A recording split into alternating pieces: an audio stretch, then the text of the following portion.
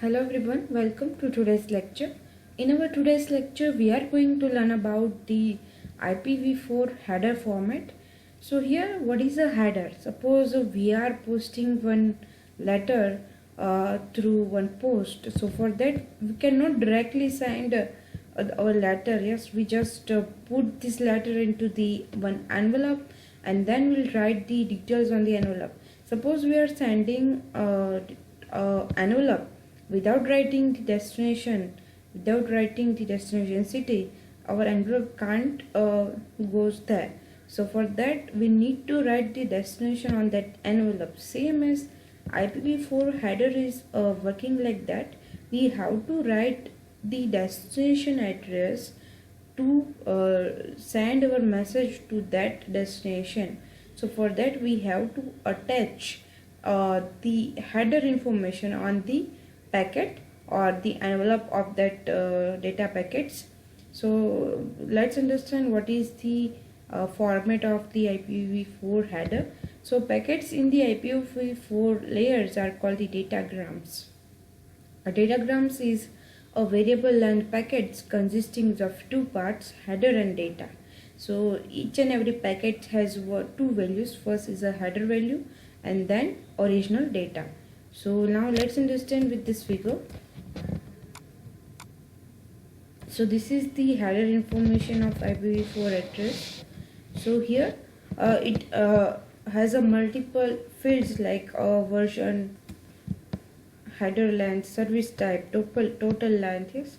So here version means which version of the IP internet protocol is you are using. So here the version is 4. So here it is based on the version we are using. If it is IPv6, then the version is different. Yes. So that is how the version is different. Second is header length. So suppose we are sending our data of 10 bytes and the size of the header is a 4 bytes. So total length of data is become 14 bits.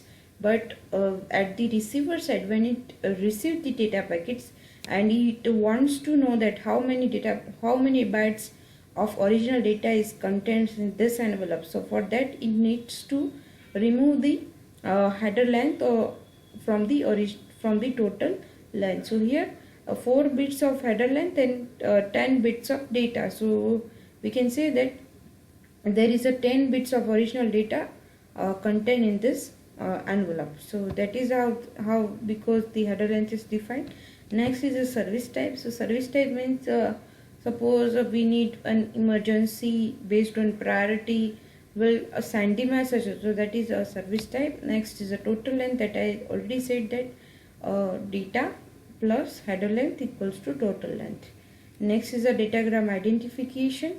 So datagram identification, it is a unique number assigned by the sender used with the fragmentation. As I said that if we send one envelope, the service provider stamp or provides you a unique identification number. So when we actually doing it in the computer network, we are providing one identification number on that envelope. Next is a flag. So there are 3 flags bits are there, each for a different use. So the first flag is reserved and must be 0. Second is do not fragment. So it means we need to send. Suppose we need to fragment our packets. So at that time we set our fragment bits to 0. 0 means allows fragmentation. And the third bit means more fragments. So 0 means least frequent. So next is a fragment offset. So fragment offset is used when we recollect that fragmented bits, and we need to recollect that bits. So at that time fragment offset, or we can compare this with the index. Next is a TTL. So TTL is a space. It is a specified Z time datagram is allowed to travel. After that time, the packet expires, so it discarded from the network. Next is a protocol number. So it indicates the higher level of protocol to which IP should deliver the data in which datagram. So which protocol it is using. So UDP has a 17, TCP protocol number is 6, ICMP equals to 1, just like this. Next is a header checksum. So suppose our message is traveling through the network, but in between sender and receiver, someone check the information of the data packets. So at that time the value of checksum is changed. So for that, header checksum is used. So it is a checksum for the information contained in the header. If the header checksum does not match the content of the datagram, is discarded. Suppose the value is changed from the original checksum value, so at that time that packet is discarded from the network. Next is the source and destination IP address that must required for any communication. We need to give a source address and the destination address. And last is the IP option. So it is variable length field used for controlling or debugging and measuring. For example, timestamps on IP datagram. For any special situation, it is used. So that is the fields of IPv4 header format. It is a very important for any network communication. Also, it is very important for examination. Next is a IPv6 addresses and its header format. So now IPv6 addresses is a 128 bit. As I said that IPv4 is a 32 bit long. So it is a next version of IPv4, and nowadays all the networking is used the IPv6 addresses, and the length is 128 bits. So the total number of addresses we need to find is 2 raised to 128. So this amounts of range is provided by IPv6 addresses. The first field of any IPv6 address is the variable length format prefix, which identifies the various network categories.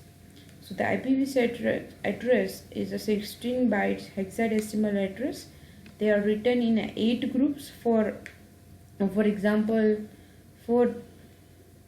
8 groups of 4 hexadecimal digits with colons between the groups, like 8000. Suppose this is one example. So in this example, you can see here that there are total 8 groups, and it is divided by the colon, and it is a hexadecimal format.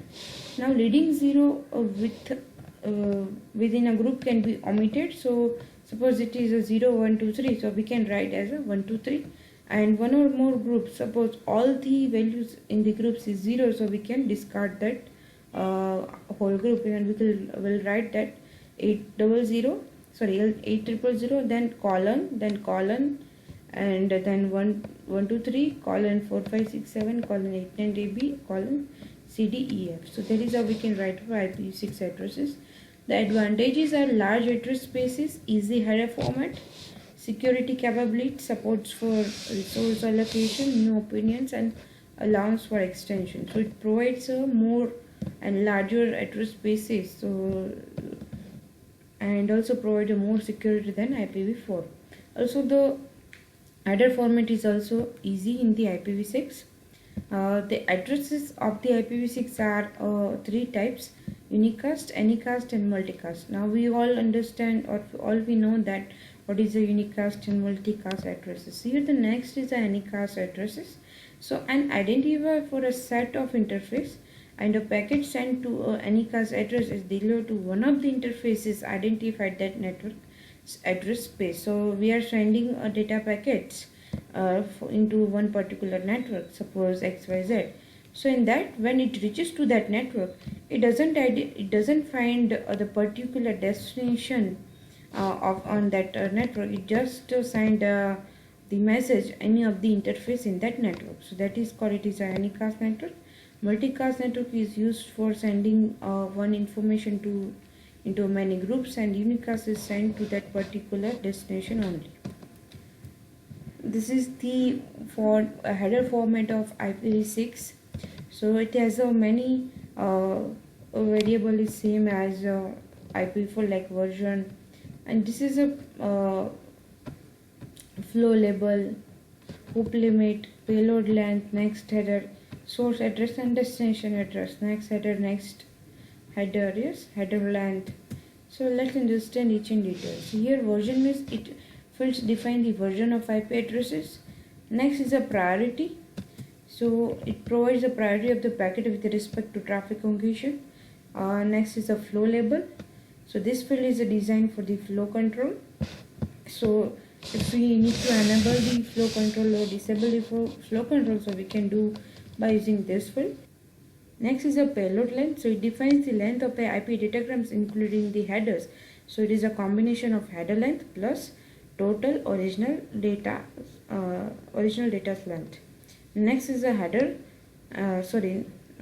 Fifth is a next header. So it defines the header that follows the base header.